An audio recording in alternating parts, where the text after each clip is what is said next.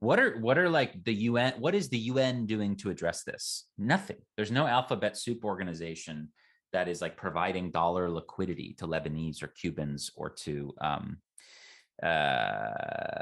people in places like Iran or whatever. It's Bitcoin and the Bitcoin ecosystem.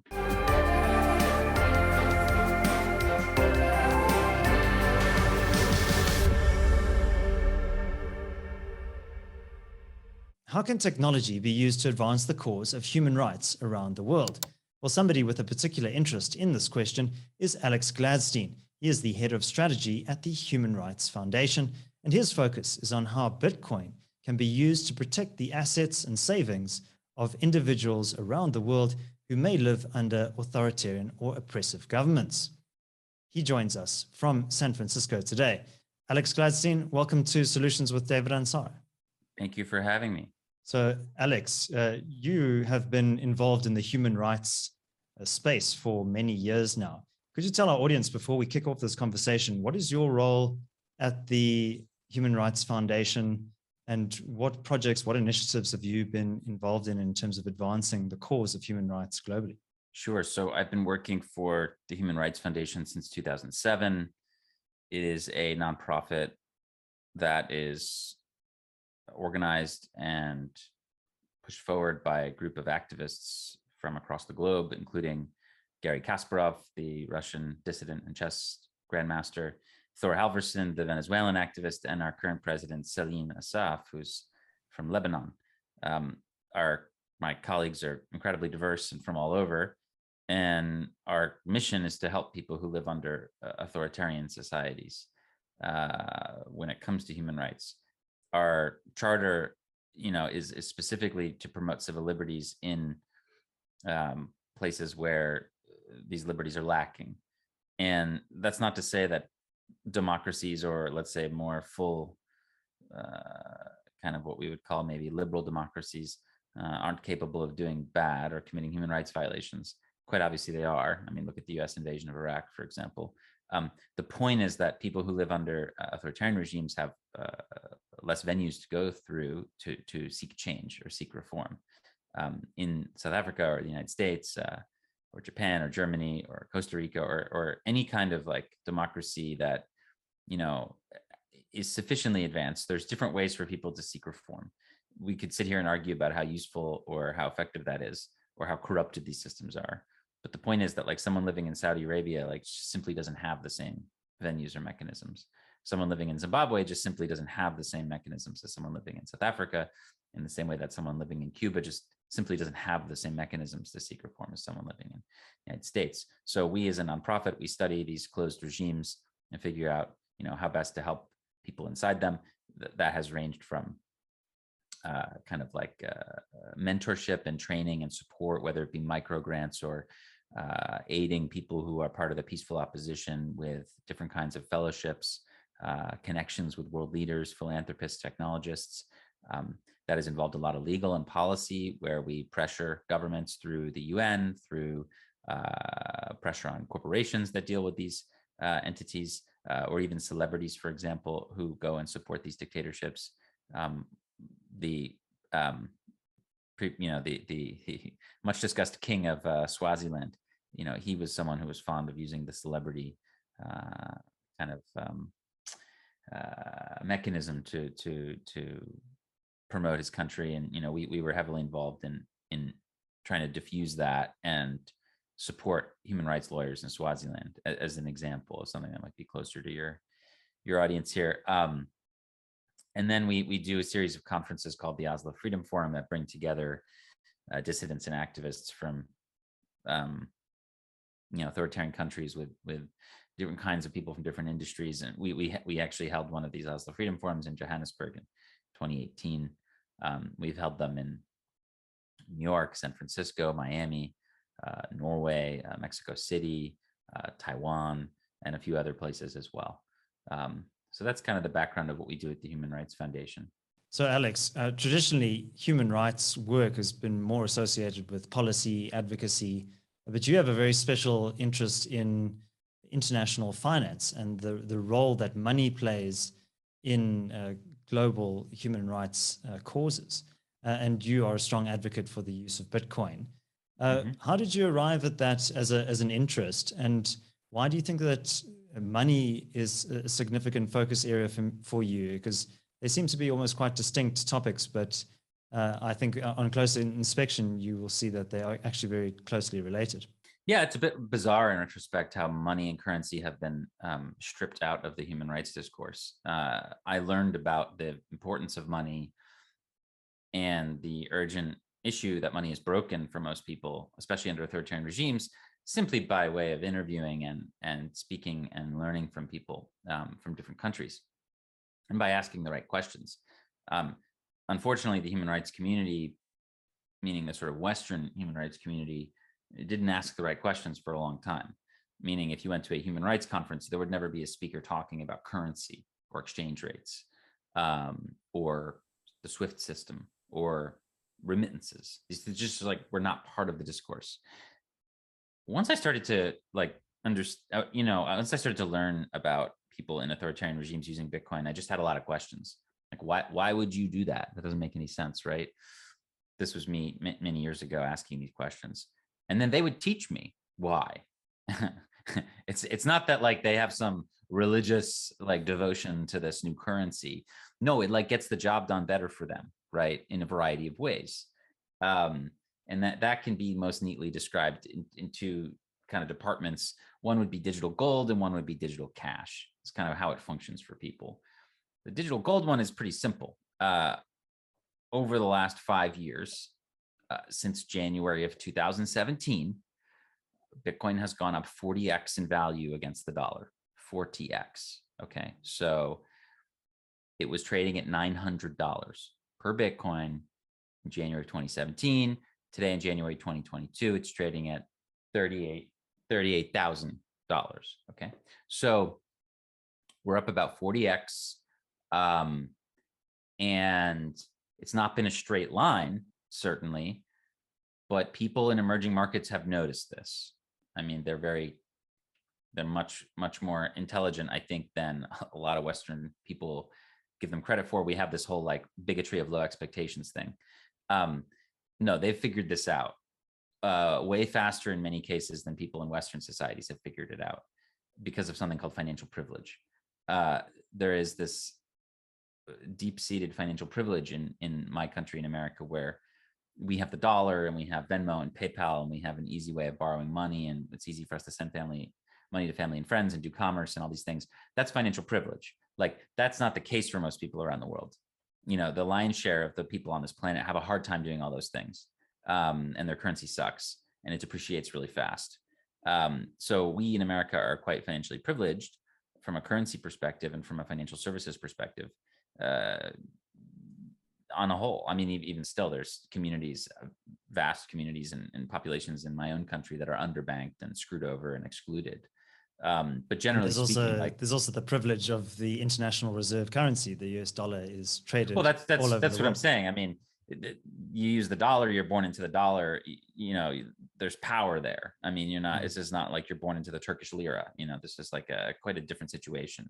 You are born natively and you earn natively in the currency that everybody else around the world wants. 4% of the population lives in a country that gets to make the monetary rules for everybody else. So there's a lot of aspects to financial privilege. And there's different levels. I mean, obviously, South Africans are privileged over Zimbabweans. There's no question. The rand is much better as a money than what people use in Zimbabwe, but the dollar is much better than the rand. So it's like there's different levels to this, right? And at the end of the day, what you start seeing from a digital gold perspective is that the interest in Bitcoin, you know, is variable. And look, if you've got the dollar and you've got access to the S&P 500 and, you know, Amazon stock, hey, look, Amazon stock's up 16x over the last decade. That's not bad. I'm sure most people in South Africa would love to have 16x return over a decade, right? But guess what? Bitcoin's up 3,800x in the last decade. So it's like, what's so crazy is not only has Bitcoin completely destroyed equities, bonds, any traditional way of investing, real estate. Like maybe you're lucky you bought a house if you're lucky and you bought it into a boom maybe your house is worth 2 or maybe 3 times what it was when you bought it if you're extremely lucky, right? Okay, 2, 3x. Amazon stock again, 16x. So you did very well in America if you had capital and you're investing into equities and real estate and bonds and things like that. As a sort of not a professional investor, but as someone, taking their savings and trying to preserve it or appreciate it over time, you did pretty well 10 years ago. And you could say similar things to different extent for people in South Africa with the same privileges. But the crazy part is the asset that completely obliterated all of them from a performance point of view over the last decade was open to literally anybody. So, anybody with a smartphone can receive Bitcoin from me today by downloading a wallet and giving me an address. And it has nothing to do with their nationality or level of wealth or whether they have a bank account or an ID or their skin color or their gender or anything. None of that stuff matters. This is like a completely new kind of idea that you can have this open, neutral, global monetary network. And the fact that alone would be enough to make it appealing and interesting for human rights activists, right? If it's simply the open neutrality and global nature of it alone should be a wake-up call and like, wow, this is really interesting. Wow, like an even playing field for everybody that allows us all to connect with each other. Like that alone you would think would be sufficiently interesting. But the fact that it has destroyed any other kind of financial asset in terms of performance to boot is really crazy. So, again, over the last 5 years, I started to just meet people who were in Venezuela or, in Iran or, in Palestine or in Zimbabwe or in different countries who had problems with their currency and their financial system, who had turned to Bitcoin and who taught me about how much it improved their lives. And that's how I learned about it.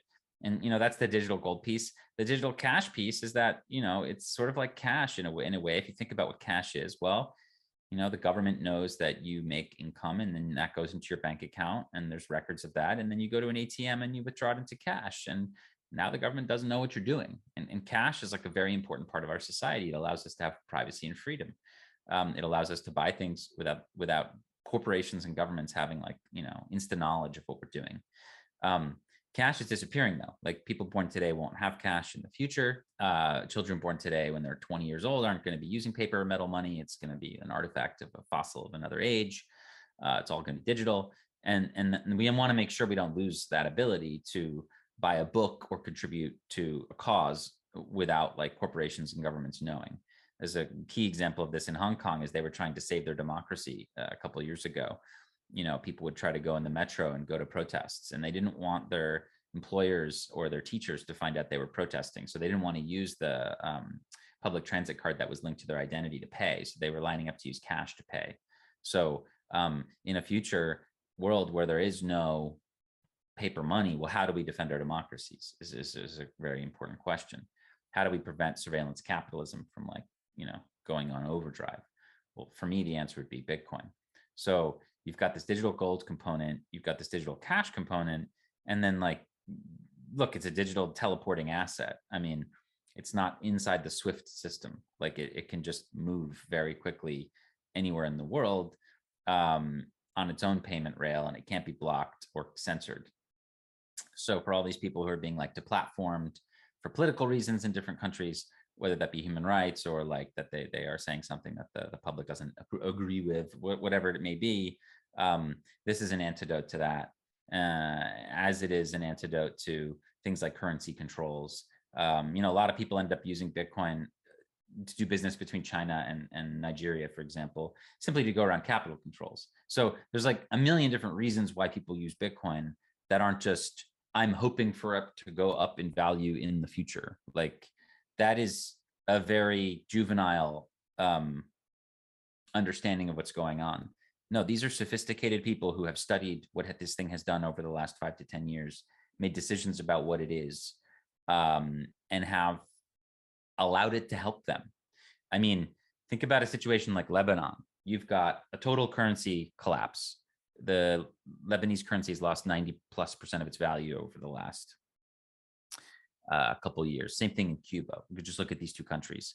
The Cuban peso has gone from 24 to 1 dollar to like 100 to 1. If you look at Afghanistan too, I mean, this is happening all over the place. So you've got all these currencies that are losing 70, 80, 90% of their value. What are like the UN? What is the UN doing to address this? Nothing. There's no alphabet soup organization that is like providing dollar liquidity to Lebanese or Cubans or to people in places like Iran or whatever. It's Bitcoin and the Bitcoin ecosystem.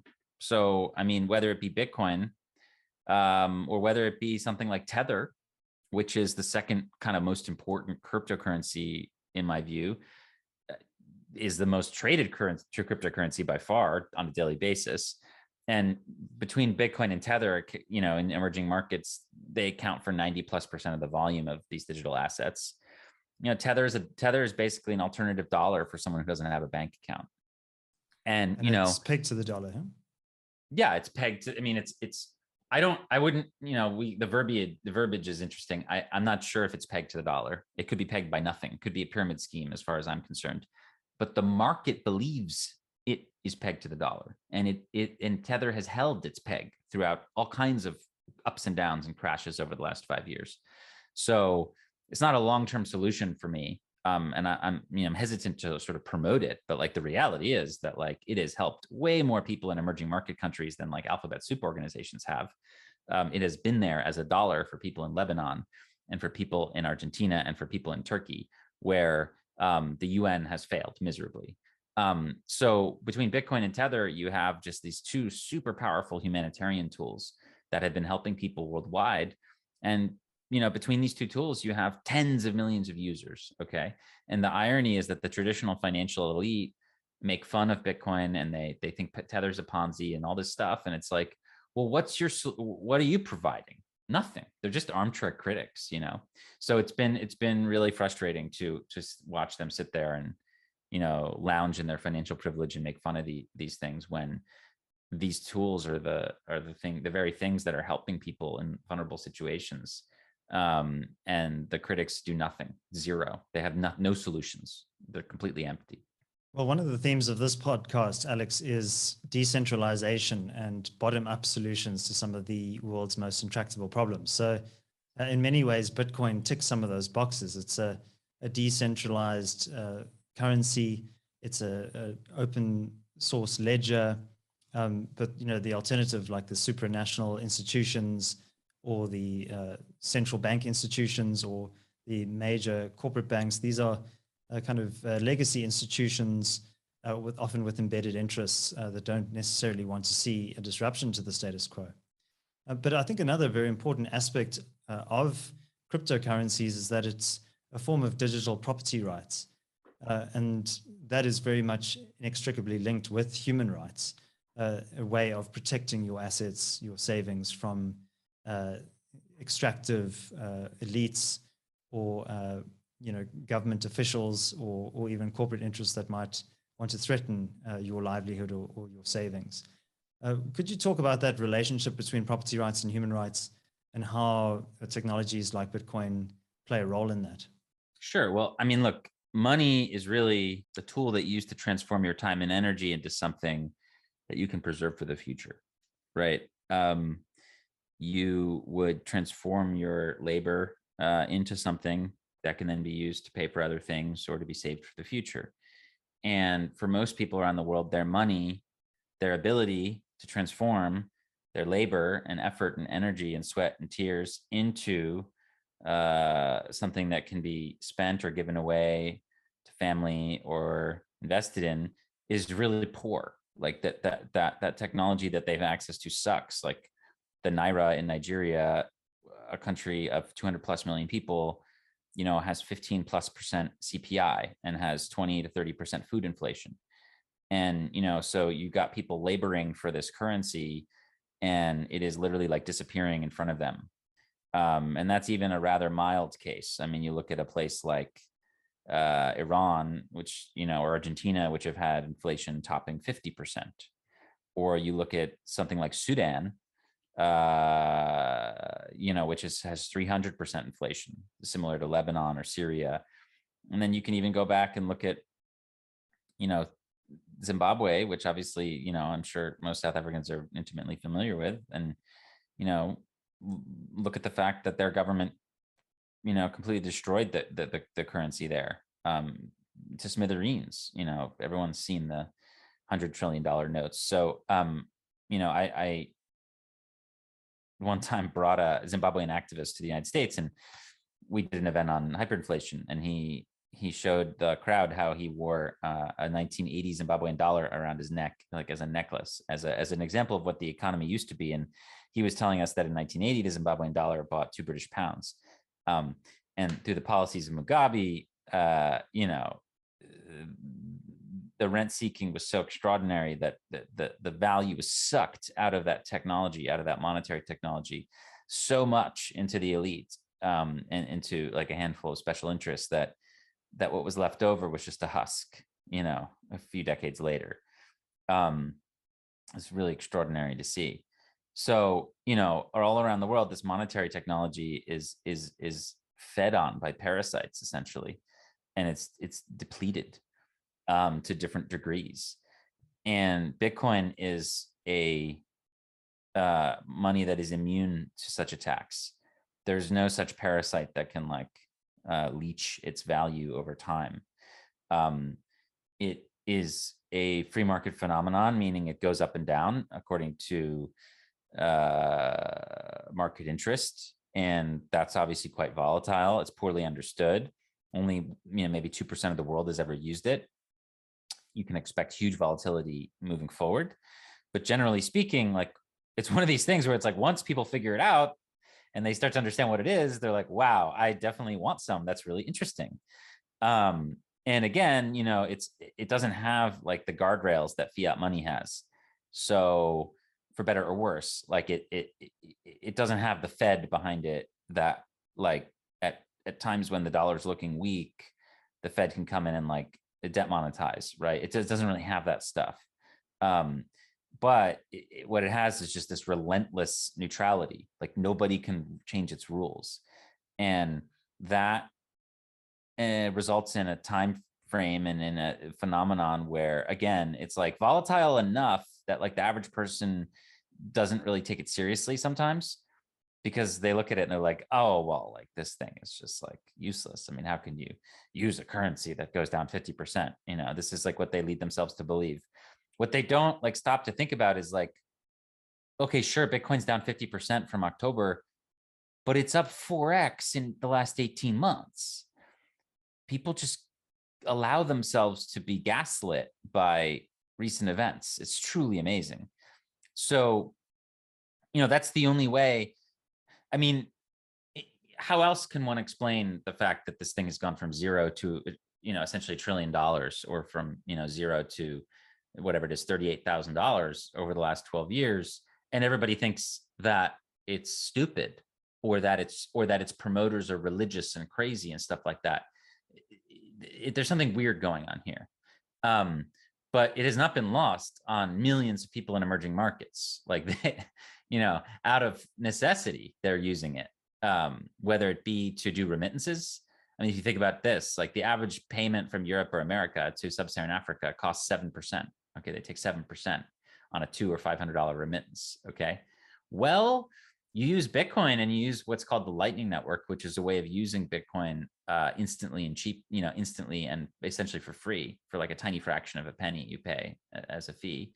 Then you can move $500 instantly without permission, without using the banking system, from a user in Paris or Chicago to a user in Joburg.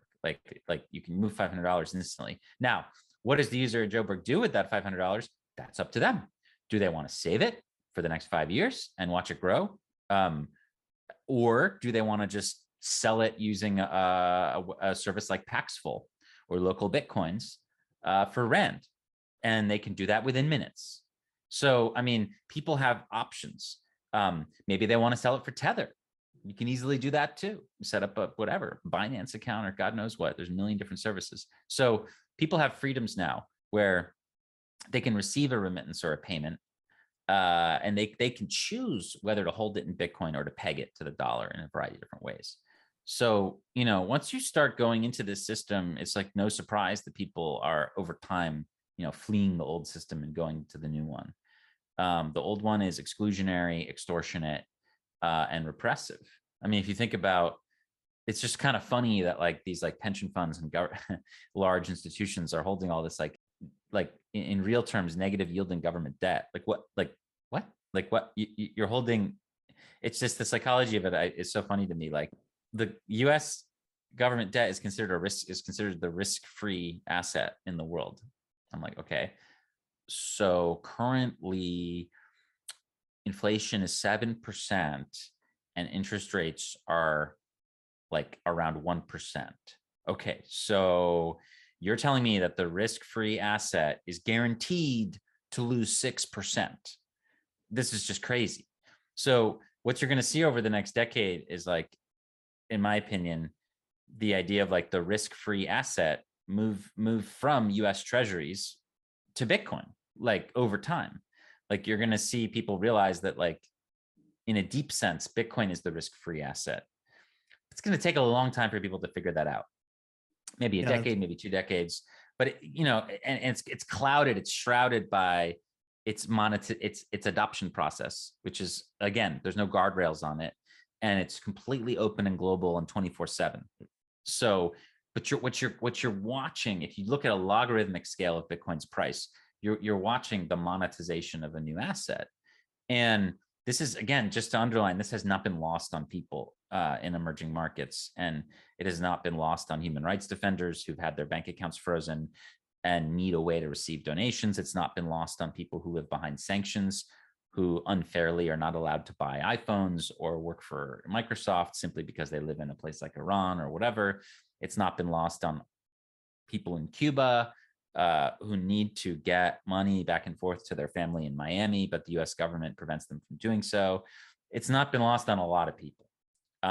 So, sadly, ironically, like the communities where it's really been lost on are the privileged communities, are the people who watch financial media and read the Financial Times and read the New York Times. And they've imbibed this propaganda that Bitcoin is like risky and dangerous, when in reality, it's been risky and dangerous to not learn about or buy Bitcoin over the last decade.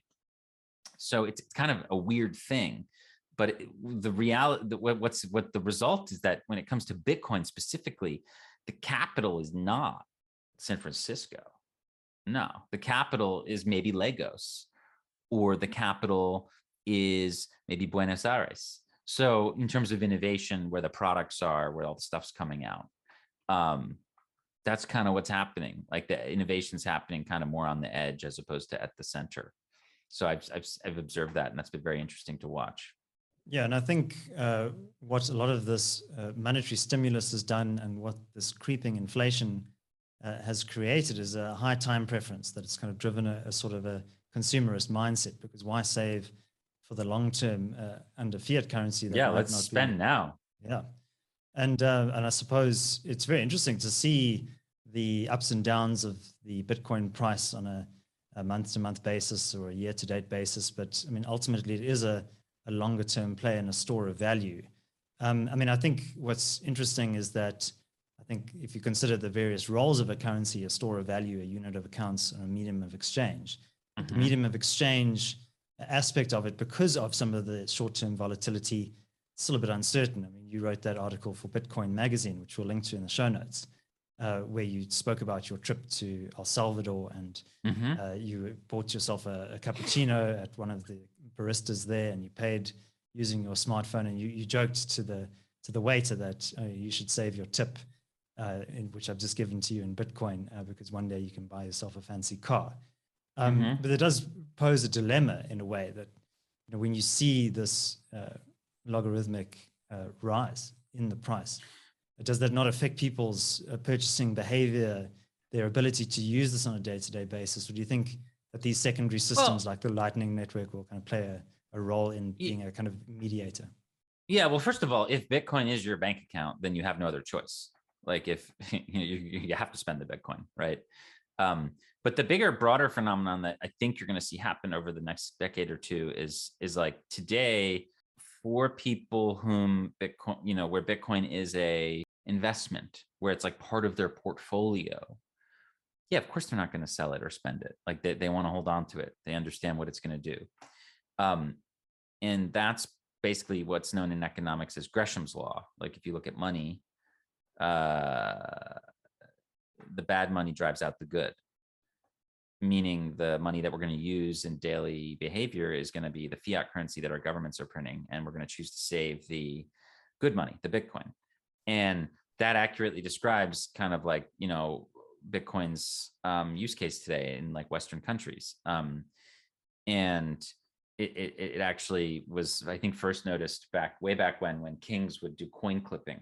Like they would have this like currency, this piece of metal coin that had a certain amount of silver or gold in it, and then they would like clip a bit out and like and then like hammer it back in and try and recirculate it into society. Well, citizens weren't stupid, and they noticed which ones were clipped and which ones weren't, and they would save the non-clipped ones and circulate the clipped ones. So this goes back to the idea of like actual physical currency debasement, right?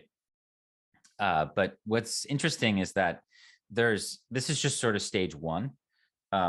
There's actually a second stage, which is described by a different law called Thier's law, which is noticeable in dollarizing countries. Okay, at least to this extent. So in dollarizing countries, what happens is that the existing currency, again, you have like kind of like Gresham's law, right? Okay, so everybody's saving the good money and they're using the bad money.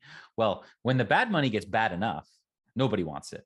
So what ends up happening is like the store doesn't want your bad money; they want dollars. Like the contract that you're going to sign, the house you're going to build, the thing you're going to purchase, the airplane ticket you're going to book. Like nobody wants the local currency anymore. It becomes so depreciated that you have the reverse happen, which is that good money drives out the bad. And that's Thier's law. And that has happened in numerous countries, with the US dollar being the like good money. And I think over time, that's eventually going to happen with Bitcoin. Like as we go through these cycles, psychologically speaking, where people start to learn about what it is, you're going to see people selling their homes for Bitcoin or wanting to denominate services or contracts in Bitcoin, et cetera, et cetera, et cetera, to issue insurance in it, et cetera. So it's going to take a long time, but I think this is what's going to end up happening. So in that way, even though everybody knows Bitcoin will be more valuable in the future, they have to use it because it's what the economy demands. I mean, governments eventually, in my view, will start taxing it because they're going to need some to do stuff, because they won't be able to debt monetize anymore. Like when the US government wants to fight a war somewhere, like there's a lot of literature that I'm reading now about this. Like they don't really do it through taxes. They sell bonds at an auction, and the private sector buys the bonds, and they take the money the private sector gives them, and they line the pockets of defense contractors to go out and fight a war. They didn't remember. Okay, so they just they sold those bonds out of thin air. Like those are literally promises to pay, right? Based on the credibility of the government. And then the private sector then goes around since about 2010 and sells those bonds to the other arm of the government, the Fed, the central bank. So the central bank's been eating all these bonds. So, in the post gold standard era, foreign buyers were the way that we financed our wars, like Germany and Japan in the 70s, and then the Arab countries, and then China eventually. All these countries in the 70s, 80s, 90s, 2000s, they're the ones who financed the war on terror and Iraq and Vietnam and all these things.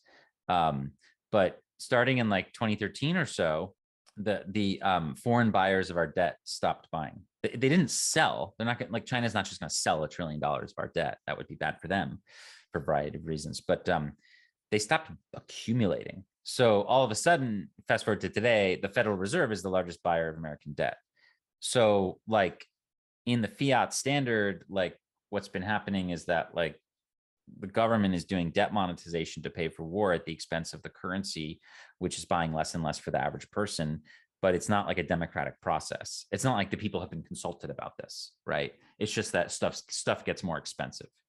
And it started with assets. The Fed under Greenspan designed this strategy. There's a great book about it that came out recently called The Lords of Easy Money, by a journalist named Christopher Leonard. But like essentially in the 90s, Greenspan figured out that if you could just like limit the inflation to asset inflation, who cares? Everybody's happy about asset inflation pretty much. Okay, houses get more expensive, but like, hey, homeowners are happy. Interest rates go down, so more people can borrow to buy a home. The stock market goes wild. Like people love that stuff. Where people get upset is when you have price inflation, right? Which is finally now we're seeing that, right? So for a long time, the Fed was able to hide this through just asset inflation, which is a fascinating thing to look at. But the point is, like in our modern system, what the government has done is kind of been buying its own debt to finance activities, and that is just sort of not super sustainable long term. Like eventually, you have the limit is inflation. Like you're starting to see it, right? So yeah, I mean, inflation is now 7% in the US, which is the highest in 40 years. But but again, that's CPI. Like inflation is way higher in a lot of other things. Like just life has gotten just obviously a lot more expensive. Like our currency has been debased basically. So like the dollar just takes you way less far than it did 10 years ago, 20 years ago, 30 years ago, 40 years ago. It's just obvious. It's just so the rate of this is getting alarming recently. And everybody's, it's because of the supply chains, the pandemic, and all this stuff. Like, I don't know. Like, it's not clear that it's not because of the trillions of dollars, newly printed money, right? Like the largest money printing experiment in history. So we'll see. So even in advanced countries, like it stands to reason that people will want Bitcoin and will start to understand Bitcoin as less risky, I think, over time than government debt. I mean, and government, and look, what happens if the government stops buying the debt? Well, the interest rates go up, right? Because they have to lure more people in. And then all of a sudden the government, how is it going to finance all this debt? So it's like the Fed is kind of stuck. They kind of have to keep buying the debt. Like who else is going to buy it? So we'll have to just see how this shakes out. But like even in advanced countries, I think there's a lot of reasons to want to like have Bitcoin. But the undeniable reality is that over the last 5 years, it's become this like super powerful tool for human rights and for human dignity all around the world. Yeah, and just on your point of asset price inflation, I mean, the problem with that is that you get capital misallocation, capital going to prop up companies that maybe wouldn't have a viable market proposition, but now because there's so much capital sloshing around, seeking yield.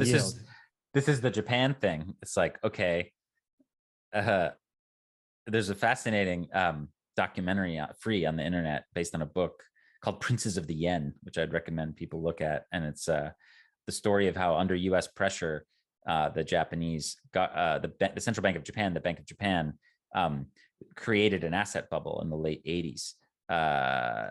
Basically, the Japanese had become the second largest economy in the world and were threatening the US in many ways. And the US didn't want that. So they were like, well, how do we like slow them down a little bit? So they actually forced the Bank of Japan to undertake easy monetary policy and use something called window guidance and like basically extend massive amounts of credit. And they created the largest bubble anyone had ever seen. Like so much so that like the real estate bubble was so crazy that the land outside of like the palace in Tokyo, in Japan, was like more than all of the land in California, things like that. Newlywed couples were applying for a mortgage and the bank would come back to them and say, hey, we'll actually give you twice as much as you need. Stuff like that was happening. And then it of course popped and it led to like this, just like in real terms, I believe the Japanese stock market, the Nikkei, is like not even reached the peak of what it reached in the late 80s, right? Even today. So you had several decades of economic contraction, right? And in order to try and turn this around, the government in Japan bought the stock market. Like they own, like the Bank of Japan owns more than half of the stock market in that country. And that results in, as what you're describing, capital misallocation. How many of those companies would be profitable or sustainable if the government wasn't owning the stock market? So it's just kind of crazy. And, you've seen these like zombie corporations. They're kind of famous in the Japanese example. But that is exactly what can happen if this experiment goes too far. And so, Alex, governments around the world are going to be keeping a careful eye on developments and are probably feeling quite threatened by this new currency because that potentially erodes their power and control. We've seen the Communist Party of China clamping down aggressively on Bitcoin. And we had Rob Price on the show, who runs the excellent website Sound Money. And he said, if you're worried about your government banning Bitcoin, then you probably need it more than you think you do, which I think is an excellent way of thinking about it. And I think the Communist Party of China is a bit of an outlier. There's the Great Firewall. They have a very almost centralized model to their internet, and their technology companies are kind of beholden to the government.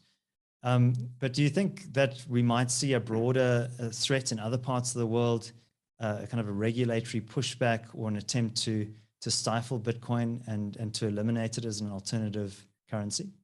Of course. I mean, I think that you've seen governments try to ban it many times already. I mean, the Chinese government has tried to ban it like 17 times. I don't know. They've tried to ban it as a currency. They've tried to ban it on exchanges. They've tried to prevent citizens from exchanging fiat for it. They've tried to ban the mining of it. The Nigerian government has tried to restrict its citizens from using it. The Indian government has tried to restrict its citizens from using it. In the US, there's been all kinds of disputes over the last few years. Companies in the space have largely lobbied to prevent undue regulation, but I would say it's coming for sure. In the EU, there's all kinds of restrictive laws around Bitcoin use. So yeah, I mean, I think it's quite clear. I mean, when the IMF comes out and says that El Salvador should remove Bitcoin as legal tender, like, yeah, I mean, governments are really worried about this thing. It's very straightforward to me. I mean, But like most. Did you think bans would even be effective? Do you think No, that of it would course not no. just No, it's like Bitcoin banning would just run math. away? Like the war on drugs in the United States was infamous for being hugely ineffective and really damaging to our society. And that was something that like required a lot of space and like smelled and like, you know, was like something you could easily confiscate. Like Bitcoin is like, it's free speech. Like you can memorize the seed phrase to your Bitcoin and save it in your head. Like it's so much more difficult to stop. So especially when it comes to incentives, like think about China. Like, okay, so Chinese government has been relatively effective at like censoring information and spread of information. Like for example, what happened in Tiananmen Square, like legitimately, like hundreds of millions of Chinese either don't know what happened or like are afraid to talk about it, right? Because like, what is there to gain? What's the upside? Well, Bitcoin's different. Like when you're sitting there and your currency, the yuan, has been depreciating every year a little bit, and more coming into this coming decade. There's easy monetary policy coming, right, in China for sure. And then you've noticed this other thing, this Bitcoin thing is going up over time. I mean, that's not just going to be something you're like, oh, interesting. No. You're going to want that because you want to put food on the table for your family, right? So the incentive to go after Bitcoin is like way stronger than the incentive to go after like information. So I think even governments that have been effective at some sort of censorship from the internet will not be so effective in keeping Bitcoin out of their country. No way. Yeah, I think it'll be like, to quote Jan Smuts, pushing the tide back with a broom. And it's just not possible. Yeah, so Alex, I wanted to ask you, I mean, in 1979, when Paul Volcker became the Federal Reserve Chair, inflation was at record highs. I think it was about 14%. And he actually aggressively raised interest rates, I think north of about 20% at one point. Mm-hmm. And within a few years, inflation had come down. I think by about 1983, it was below 3% again. That caused a recession in the short term, 1988 to 1982. But ultimately, that set the US up for a period of prolonged growth. Do you think that we're seeing signals from the Fed now around tapering? Do you think that maybe sentiment's starting to change, even though there's been a lot of official denial of inflation, that perhaps there's a recognition that that this period since the global financial crisis of easy money and excessive stimulus is just unsustainable? Look, I think the 80s are just a very different ballgame than now for a lot of different reasons. But what you cannot deny is the political influence of the Congress and the president, the White House, on the Fed and on monetary policy. And of course, they use. I mean, the the real reason we have inflation. I mean, certainly QEs is can result in asset inflation, but the real reason you're seeing all this CPI really is because of what the fiscal policy, what the Treasury has been doing, in terms of the stimulus checks, just like and the Trillions. main and the yeah, I mean trillions, and also just like Main Street lending and like this idea that like I mean essentially we nationalized corporate debt in 2020. If you look at it carefully, we basically have promised bailouts to private businesses, and that has changed a lot of the market in a big way. But essentially, I think what's going to happen here is that Biden is like, he doesn't want to lose the next election. Inflation is like his big. He's hugely unpopular right now, and inflation is like one of the main reasons that he's unpopular, and he's going to basically have a dilemma of like, well, do I want inflation or do I want unemployment? Like, what am I? I'm gonna have to choose, right? But it looks like what he's trying to do is, get the Fed to, and we're gonna find out, I guess, in the next few days. But I think he's gonna try to get the Fed to, try to fight inflation by raising rates. We'll see. My sense is that like, and even just the notion that they would caused, obviously, as you saw, the global like equity markets to just like totally crater in the last few weeks. So we'll see, but it appears that they want to signal some sort of rate hike and maybe some tapering. But I think if they actually carry out that plan, the rate hikes we'll see, but the tapering, I mean, when they tapered in a couple of years ago, it broke the financial system, like literally in like end of the summer 2019, the repo markets completely failed because of tapering. So they had to say, just kidding. And they've been just, vacuuming up assets ever since. So I think that they could potentially raise rates without destroying the system. But like, I think the tapering is like probably here to stay. Rather, the asset purchasing is here to stay. And I think tapering will be really difficult. So my sense is that, unlike the 80s, they don't have that much flexibility anymore. The system is so grotesquely deformed. Like it needs stimulus, or else it'll just die. Like it needs this like low interest rates, and it needs the asset purchasing to just keep going. So I think that like there may be like moments of hesitation here, but generally speaking, I would not expect this decade to be anything but one of easy money and inflation and asset purchasing.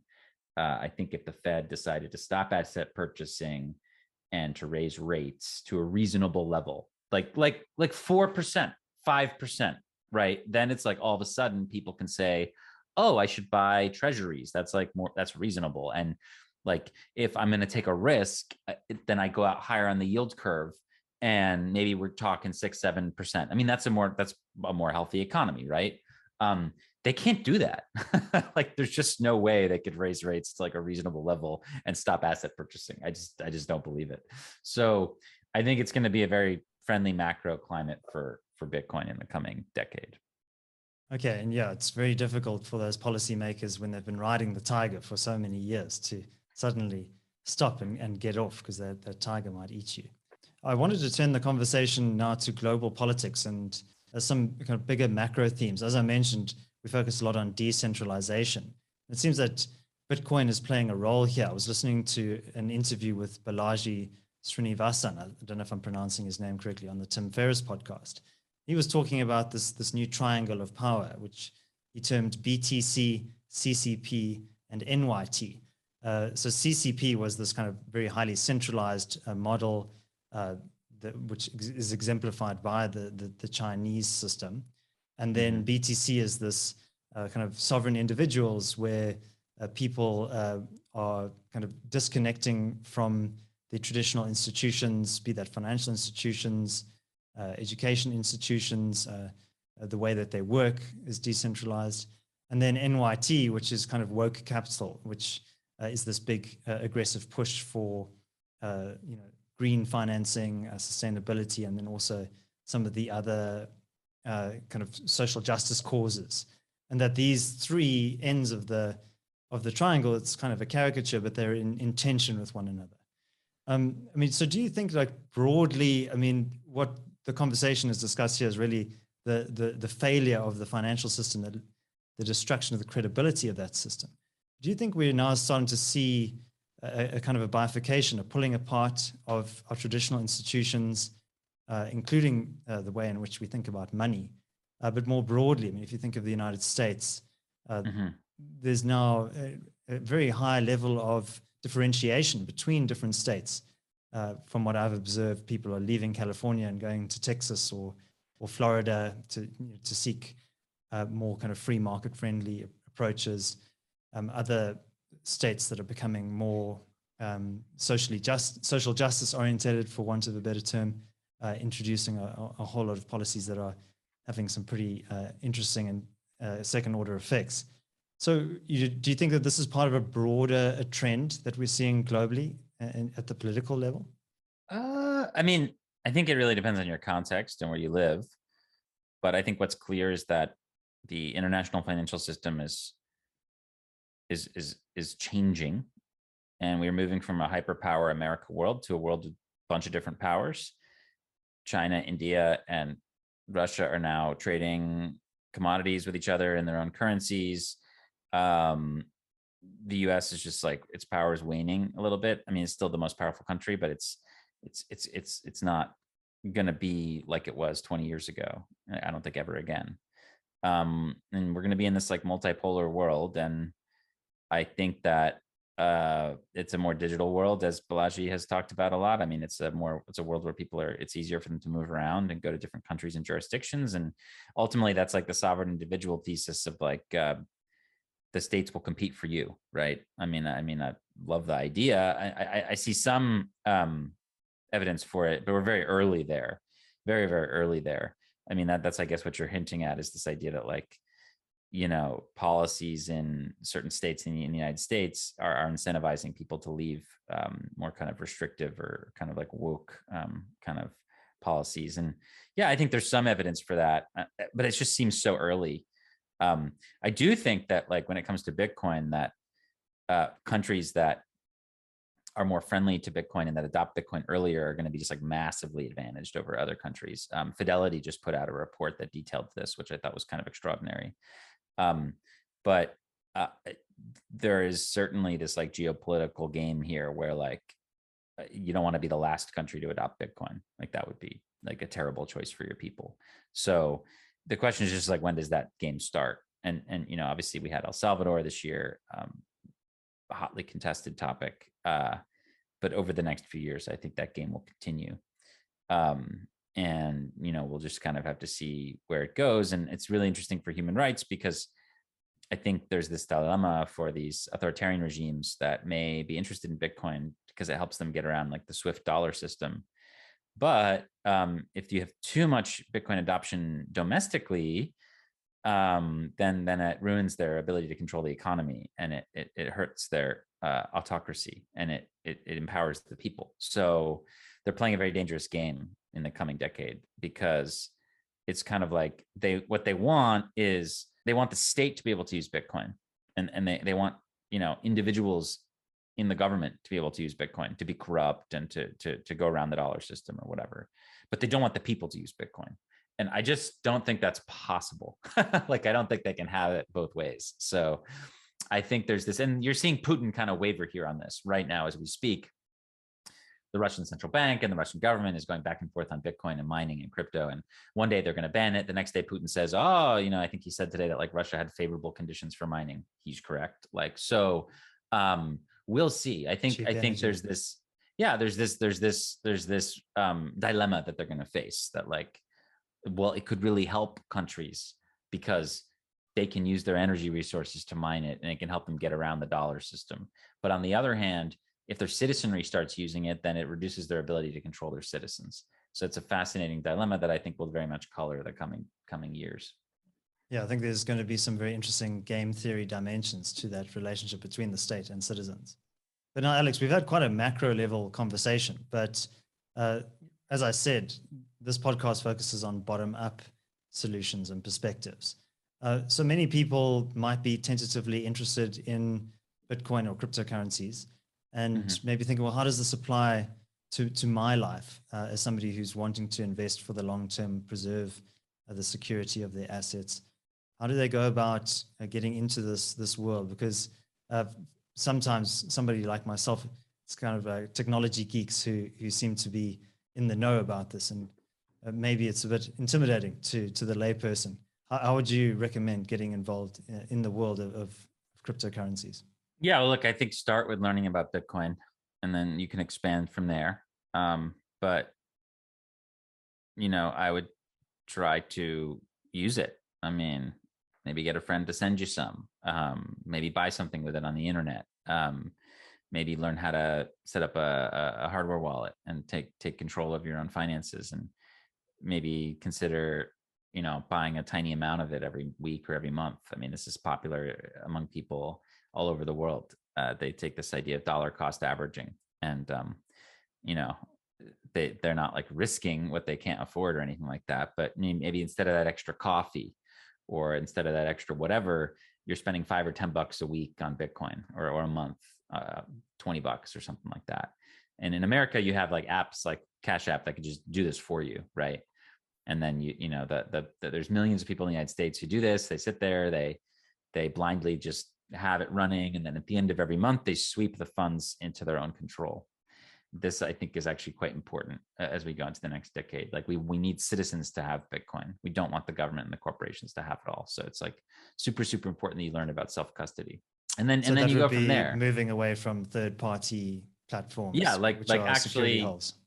Yeah, like moving the Bitcoin to an address where you control the keys to that address, and you control the keys by essentially a password, a seed phrase that you write down on a piece of paper and you keep in a safe place. I mean, you can learn a lot about it, but like you start doing this, you just go down a rabbit hole, you start learning all about it. And I think for the individual, just learn about Bitcoin, and then from there you want to go into the other areas of the stable coins, the NFTs and all that stuff. Great, but make sure you have like a firm understanding of Bitcoin first. The other thing I would say for South Africa is just the energy thing is fascinating. Just as a concluding note, I would say that I think something like 92% of the grid in South Africa is based on fossils, and it's like kind of crazy because you have such incredible solar and wind resources, and there's really been no financial incentive to like change that model until Bitcoin. And now that it exists, this incentive where you can mine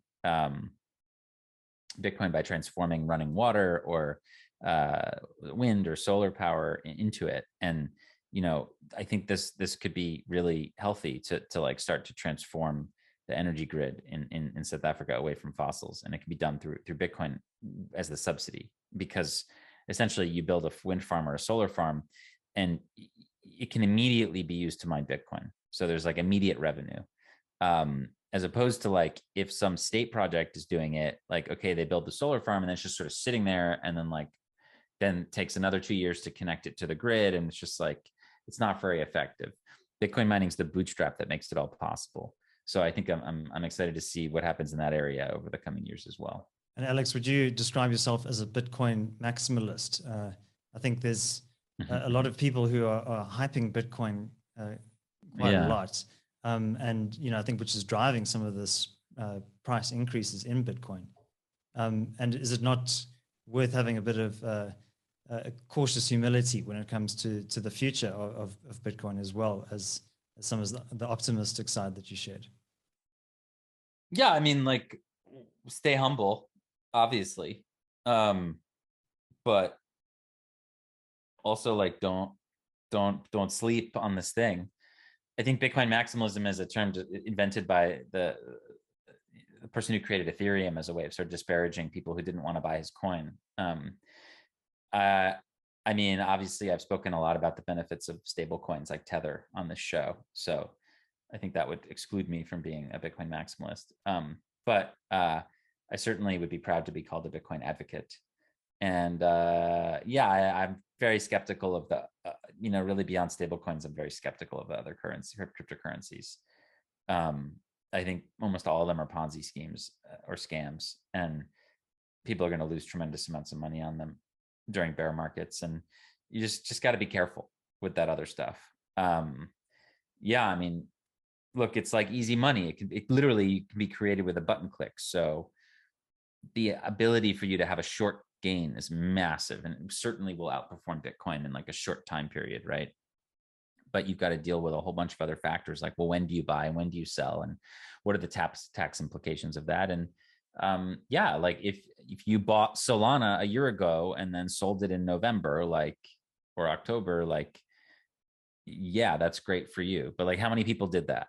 I don't know. And the people who held on to it and bought in the summer or whatever, when it became popular, they've lost a lot of money. So it just depends on the amount of time and effort you're willing to put in. Like, if you're willing to, like, look, a lot of people spend all of their time trading crypto and they lose all their money. If you figure it out, I'm sure that you can find a way to like do well, maybe.